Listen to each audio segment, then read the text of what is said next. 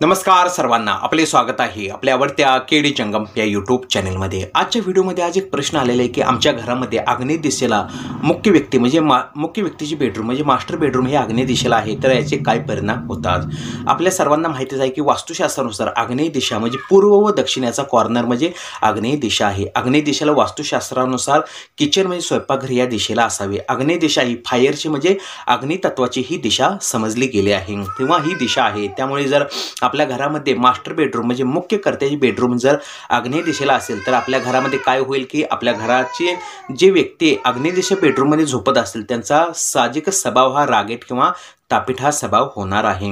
त्यामुळे कोणत्याही गोष्टीमध्ये त्यांचा अनावश्यक वेळ कोणत्याही गोष्टीमध्ये जाईल किंवा अनावश्यक खर्च देखील वाढेल। तसेच जर आग्नेय दिशा बेडरूम मध्ये जर व्यक्ती झोपत असेल तर प्रत्येक गोष्टीमध्ये किंवा अनेक कार्यामध्ये त्यांना गडबड सुद्धा होणार आहे व ती व्यक्ती कधीही शांत राहणार नाही। त्यामुळे जर आग्नेय दिशेला जर मास्टर बेडरूम असेल तर ह्या गोष्टी आपल्या घरामध्ये घडतील। व्हिडिओ पाहिल्याबद्दल आभार, धन्यवाद।